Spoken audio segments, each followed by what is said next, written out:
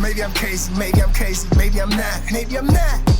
All right, Arash Markazi, thank you so much for joining us on the podcast. Thanks for having me. You've been in the building many times, but you haven't blessed This is the awesome. podcast This is room like yet. a secret room I've never been. Yes, it is a secret. It's a very exclusive club. Like it is. We like when people come in and compliment this room closet Yes. that we're in. Yeah, I well, do like it. It is. It's important it. because it didn't always look this way. No. Yeah. No. It's developed Like, over who time. created this? Who put this together? It was a collaborative effort, you know. Like, we all got ideas. Yeah, You know we have the most important moment in Heat fan history Oh, behind right. me there. Oh, That is my Ray gosh. Allen, the Yes. shot. Ashley, our producer, is a Spurs fan, so she has to look at that every day and Yeah. suffer. That was a big one. But it was a great moment. Yeah. But there's a lot going on in the NBA right Yes. now, especially here in LA, and you are plugged in, so we have lots of questions for you. Starting with, who's the better team on paper right now, the Clippers or the Lakers? Because that's what everyone's talking about. I was looking at that today. I like the team that the Clippers have because the core group comes back. They almost won 50 games last year, so you're bringing back Lou Williams and Montrezl Harrell and Patrick Beverley, and so that's a tight-knit group. Whereas the Lakers, you're bringing back some guys, but it's a very new team. So on paper, they actually did a really good job. Because I remember I was on the show and I said, if the Lakers don't get Kawhi, they're in a really tough spot. Like the guys that they could have potentially signed are now gone. They recovered pretty well. But going into this season, and Las Vegas agrees with me, and I always feel good when Las Vegas agrees with me, that's the favorite. The Clippers are the favorite, but the Lakers are right behind them. So it's a beautiful moment in Los Angeles sports because they've never both been good at the same time. Either the Lakers are winning championships and the Clippers are the worst team in the league, or the Clippers are a playoff team and the Lakers are the worst team in the league. So we've never really had both teams not only be good at the same time, but could be like the top two teams in the league. So I'm very excited for this upcoming season. I don't know what to make of what the Lakers have done. Like you mentioned, they put some shooters around. Yeah. They did some sneaky moves there. But here's the thing. LeBron has a bit of a reputation with first-year coaches. Yeah. Everyone was a little nervous about how that whole coaching search went. It was very dramatic for all of us. We're still recovering, okay? But now the real work starts, right? Yeah. Like they put together all these pieces around him. I mean, what is the situation Here's with the one thing putting all that in place? The one thing that I know for sure will happen, there will be a coaching controversy at some point because this is a new group of guys, and so at some point they're going to struggle. They're going to have a lull where they go 5 of 5, or they're gonna struggle. Right. And when that happens, you're gonna look at the bench and it's like Jason Kidd, who wanted this job, Lionel Hollins, who wanted this job. These are not Frank Vogel's guys. Right. So they've created this very unique situation where those are two coaches who want to still be head coaches, and LeBron has a better relationship with them than he does for Frank Vogel. So I like Frank Vogel. He's been put in a very tough spot here because those are not his guys. Those are not his assistant coaches that he brought with him. So if they struggle, I feel bad for Frank because they're not going to trade anyone, I don't think, or cut anybody. So the quickest solution is the head coach. So we shall see. Yeah, we were all nervous about that when it happened. But Yeah. then on the other side of it, you have the Clippers, who weirdly have a history of being very dysfunctional, and they're the more stable organization, at least as of late. They're, like you mentioned, they're favored right now, but they have pieces around them that I think have more of an identity than the Lakers. Like the Lakers to me have no identity. I don't know what they are. I don't know what they'll be. But the Clippers to me are coming. Well, I mean, you have Kawhi Leonard, who's Finals MVP coming off a championship, and Paul George, who was third place defensive player of the year, and they were a defensive team. When I think of the Clippers, I think of obviously a lot of offense in Kawhi and Paul George, but also just a very tough team. Yeah. When I look at that playoff run last year in the post-game press conference up in the podium was always Patrick, Beverley, Montrez, and Lou. And that was sort of like the heart and soul of that team that fans really, really kind of loved because they were the opposite of Lob City. They didn't make excuses. They played really hard. And so they're bringing that group back. So you know that they're going to play together. They're going to be tough. And that's a great point, Joey, that they brought two of the best defensive players. Not only two of the top players, two of the best defensive two-way players. Here's also the fascinating thing about that. Those are two local kids who we always thought, you grew up in Los Angeles. If you grew up in Los Angeles, you know it's a Lakers town. Right. The past 2 summers, both those guys Paul George last summer, Kawhi this summer, turned down the Lakers and preferred the Clippers. It's a fascinating sort of look at what the Clippers have done now, because, I mean, you could look at what they were, but those days are done. You got Steve Ballmer, Jerry West, Doc Rivers. I mean, it is a new team. And for two kids who grew up in Los Angeles, and I'm not saying that they grew up wanting to play for the Lakers, but they knew the dynamic of the Clippers-Lakers. Yeah, and they were like, you know what? I'm good with the Lakers. Paul George didn't even meet with Magic Johnson last year. He did not even have a sit-down. At least Kawhi, and you could say how serious was he? At least he took a meeting with them. Paul George didn't even do that. Well, there's the circus that surrounds LeBron, obviously not being his fault, just all eyes on him since he got into the league. Yeah. I've been saying that this down year that the Lakers have had this past year with LeBron's injury, with all the injuries that happened, the first game of the season with the Houston Rockets. You know, it was just a off-year period. But I think LeBron is setting himself up to do the unthinkable with making sure the Lakers are the number one franchise in the NBA as well as in LA. Yeah. With Kawhi being there. And he can take a bunch of misfit toys like he had last season. But these are the guys that he picked. Finally. And he also has to get past whatever coaching quarrels are going to come with Frank Vogel. Yeah. And the other thing is he has a bunch of unique pieces and parts, but he also has one of the top 5 players in the game. And I think we always have to forget that, because like the first bit of news, fans are saying, oh, they didn't get Kawhi. Like, they didn't get Kawhi, but they got Anthony Davis. So in my view, when he's healthy, he's one of the top 5 players in the game. So you have 2 of those players there. That's huge. I also like this new LeBron being like, you could have my 23. Like, I'm going to be point guard. I'm going to be facilitator. Like, I'm going to be more of like the captain. And he knows he's not going to be playing forever. Maybe 2 more years, 3, 4 tops. But I like this new LeBron as a facilitator, point guard. I don't need to be 23. This will be a good season for him, I think, because he's had more rest than he's had in a long time. Huge. And that's forever. Change everything. So another big story out there right now is Russell Westbrook. It's being reported now that he has kind of been wanting out for a while, basically since their first round exit. I'm crossing fingers for the Miami Heat. I have no idea. Well, I mean, basically, it would have to be a 3-team trade.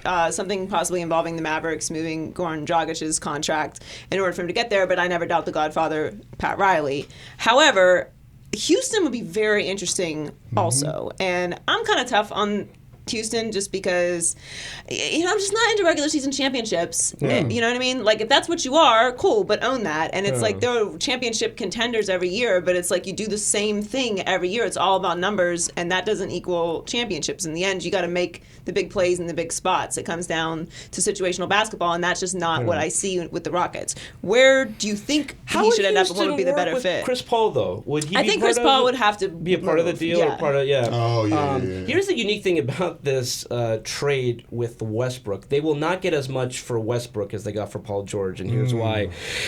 The Thunder knew that that was not just a trade for Paul George. Like, they needed to get Paul George to get Kawhi. So like that, 5 first-round draft picks, and the Westbrook thing is also like his contract is kind of like So I mean, they might just end up getting like a couple of first-round picks. As crazy as that sounds, I like the Miami thing because that could be his team.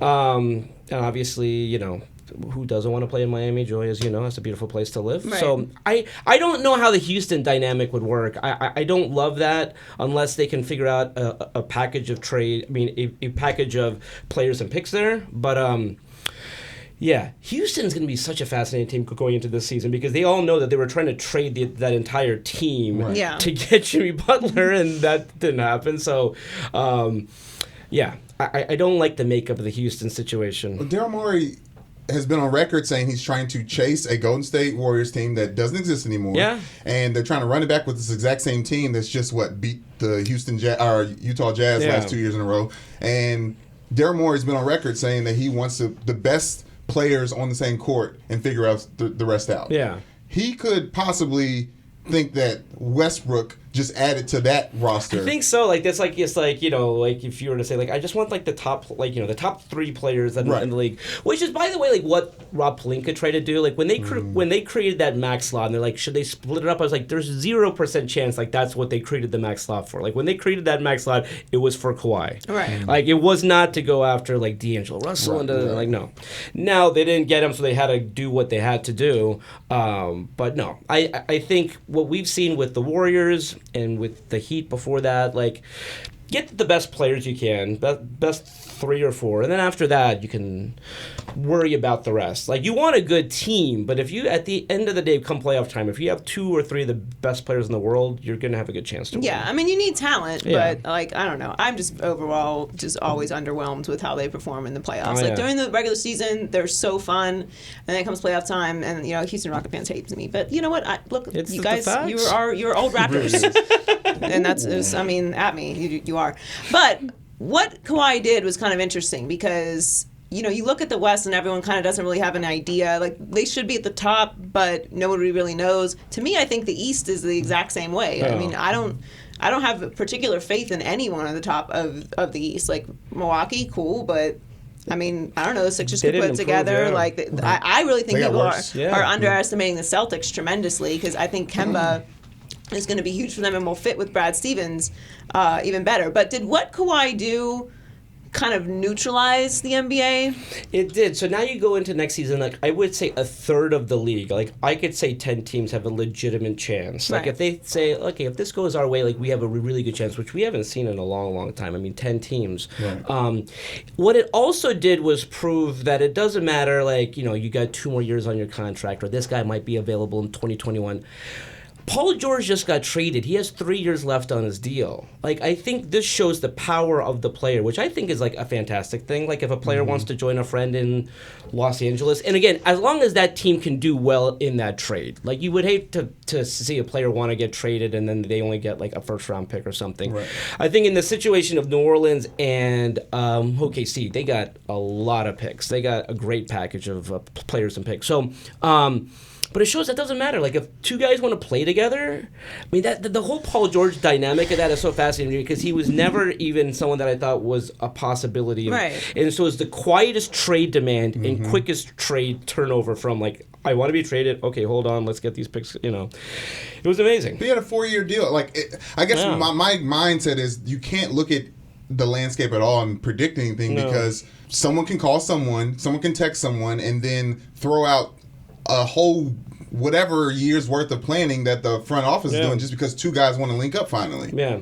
And speaking of, like, picks and stuff, the Celtics, going back to your point, they didn't make a move, so they have a lot of, like, players and picks, and I think they're 1 player away, and I don't know who that player might be, but at some point during the course of the season, it's like, all right, we're the 3 seed, but if we make this move right here... Yeah, I think there's going to be a trade made during the season that's going to change the landscape of a lot. I mean, D'Angelo Russell is a factor that we're all going to be watching. So you mentioned the Pelicans there. I'm very high on the Pelicans this year. I think that I think they're going to win a championship sooner than people think.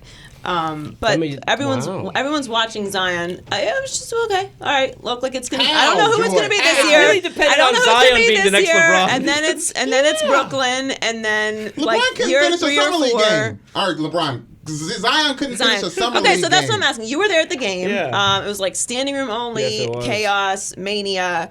In the 9 minutes he played, it was fun, right? Like, what did you see from Zion? I just loved the people watching a summer league because, like, LeBron was there courtside to watch him, and, like, it was packed house. And during, like, the warm ups, everyone was, like, just taking pictures of Zion. I mean, he is a celebrity, like, as we know, just like the name and who he is and everything. I'm not sold on him being the next LeBron, and that's like that's a huge mark to hit. So, but if he is, then they have a chance. But this is why I always love that trade for the Lakers. You're getting an established top 5 player. And the 3 players, now the draft picks, we'll see what they make of those picks. But I like all 3 of those guys. I like Lonzo, I like Brandon Ingram, and I like Josh Hart. None of them, in my view, is going to be a superstar to be one of the top 10 players in the league. I don't think they could be, and I hope they prove me wrong because I do like them personally. But that's why it wasn't like they were trading away a guy who was like, oh man, he just made his first All-Star game, he was third team All-NBA or something like that. It was like they're good players, but if you have a chance, to get one of the top 5 players in the game, like you have to make that move.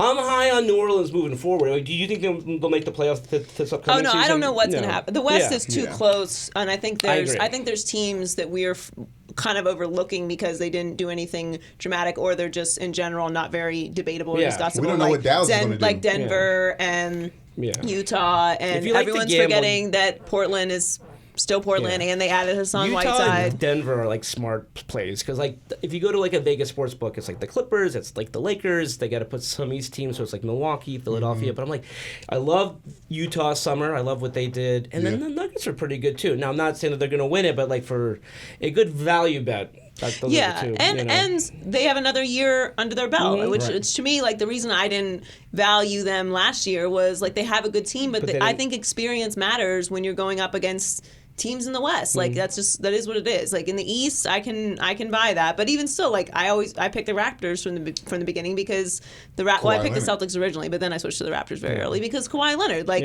And Kawhi Leonard's been there, done that, and that matters to me. So, was there anyone that stuck out to you at Summer League? Not really, because I really only wanted to watch that one game, and it got cut short because of the quake. But Summer League is so great just for like catching up with people, So there was this one moment during the game where it was Anthony Davis and LeBron, and then like Lonzo Ball and Josh Hart came over just to kind of say hi and hug. I was like, it's kind of a unique moment, and then the day after the Clippers got Kawhi, it was like Patrick Beverly and Lou Williams talking to like LeBron and like AD. So it's sort of your first glimpse into next season. And it's Vegas and it's the summer, so guys generally like to go there to hang out too. But it's fun. Is there any concern about Zion? Because he's got to drop a couple pounds. Like it is what it is. And he's got his college baby weight. Like he doesn't realistically, he doesn't have his man body yet. Like, which sounds crazy to say because he's ginormous and a specimen. They're doing construction somewhere outside. Just so you know, that's what that weird noise is. The microphone picked it up, and that's why we're acting normal. But he's got to drop. He's got to drop a little weight. Like it's too much torque. That's always been the conversation. And then of course he bumped knees and he's out. You want to protect him, but. What's your biggest concern with Zion moving forward in his career? Because to me, my only concern is that he doesn't rely on his athleticism, because once your body starts failing you, that's it. Like you've got to. This is a skill league. Yeah, I mean, I think he's going to be a fantastic player. I think he'll be.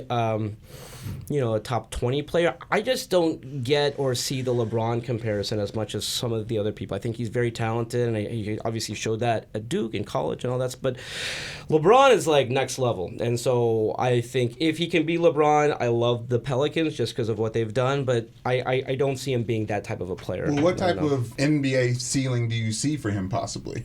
I mean, he could be Charles Barkley, which is fantastic. Right, that's the Hall of Fame player. But that's not like LeBron, which is like triple double and like can just do change the franchises and championships. Well, I mean, it is like that matters.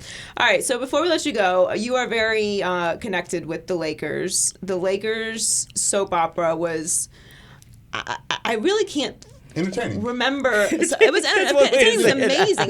It was like nothing. You couldn't write it. Like, and that's a saying that is around Hollywood, but like you literally could not write what happened over the past couple months. Has any of it been cleaned up, or are we just no longer? We finally have been able to talk about actual basketball for a few minutes. So Magic is no longer there, and I loved Magic growing up as a player. So I hate to say, but like it's been cleaned up because he's no longer there. He's sort of like this wild card figure that no one's gonna know what he's gonna say or do. Like the day that he resigned, nobody knew. Everyone was blindsided by it.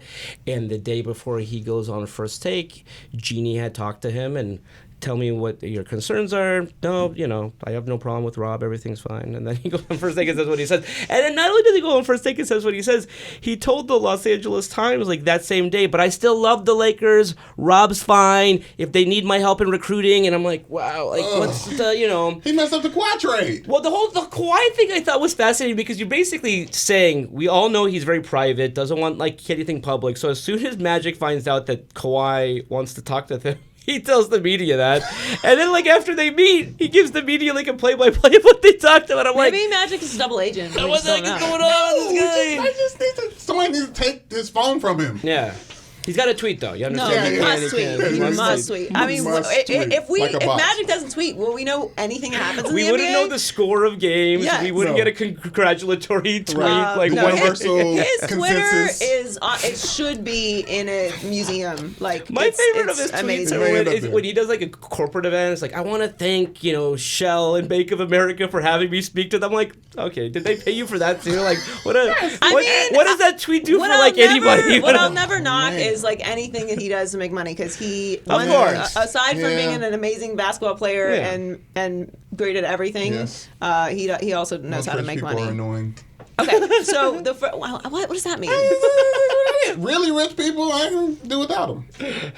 I don't even know where to go with that. I disagree, and I hopefully will one day be rich. So I hope to be. Okay, we've been. And maybe I missed the final resolution of the story, but I don't know. Just correct me if I'm wrong. What happened with the Rob Pelinka? What happened with that? What did that mean? Heath Ledger. So here's what I'll say. Okay, so that's a good question. They cut the press conference for Frank Vogel short. That was a question that we had some questions to get. Yeah. Wow. I gotta figure out at what point that's right, because it can't be the first question. Right. So obviously there's going to be a press conference to bring in the new players. This is why it would be great if that was the be a first reporter question. because it absolutely would that be your first question? Why you lying, Hal? Joy Taylor, FS1. What's happened with the speech, the Genius Talks, and who was it? Here's my theory, right? Okay, so we don't have an answer then yet. We have theories, though. So my theory, because I refuse to believe that he just went up there and lied. I cannot. I can't. It's hard for me to think that people could ever be that bold. So my theory. This is just a theory, is that he was telling the story and he really meant Christian Bale. Oh, it could be. And then he just said the wrong name, you know what I mean? Yeah. And so Kobe really did have dinner, but it was actually with Batman, not the Joker. Okay. Is there a scenario that he just lied though? That is on the board. No. He definitely lied, but the level of the lie. Right. Is what I'm thinking that it's the audacity of it. No, I'm thinking that Kobe. This is my theory. Kobe got director's cut, early release of the film. Right. I see. Was watching it. Was traveling to New York. Was like, hey, hook me up with the Heath Ledger. Pelinka, just being an agent and a yes man, was like, oh yeah, you got it. Yeah. You know what I'm saying? I'll get you a dinner with him. Then did some digging. It's like, oh, he's dead. No pun intended for the digging. But that's what I'm saying. I'm saying maybe it was just an agent lie that he forgot and told The Rock and the rest of the world. Okay, so we have three things on the board. Just a lie. Just a lie. Just a lie is at the top. Investigation board to get to the bottom of this. Listen, why any investigative group is not all women to begin with is a mistake. Okay. True. I can find out anything about anybody. Just give me 5 minutes and strong Wi-Fi. It's a wrap. Yeah. Okay. So first on the board, number one on the board is just a lie. Yeah. Number two is my theory that it was just the wrong name. Wrong, right. And which please let that be. Yes. And three is that it was in fact a lie, but he just forgot that he had lied to Kobe about it. Right. And then it just became one of those things where okay, I lied about that. It's now the truth though. Right. Yeah. So then it just continued and you just forgot oh, I did lie about that. It's definitely one of those three. I like that we've narrowed it down to one of three choices. I mean, it's just so bizarre. Of all the crazy things that happened with the Lakers, the most simplistic is number one. It didn't happen, but I thought it'd be a cool story, and I'm in front of these guys. I thought it'd be fun, I just hope not. Yeah. Well, you do a great job of covering them in the league, and thanks for coming in and kicking it with us today. We'll have you again on soon. Good luck to get to the bottom of that too. Yeah, that was That's gonna. The next time tricky. I talk to Rob, it's hard to find the right space. You're good at going viral. That might get you viral. That is the most viral thing that could come from that press conference. You. That is a priority of mine to find out no, exactly what happened. Please, I need answers. Ask The Rock. Yeah, but thanks for joining us. Thank you.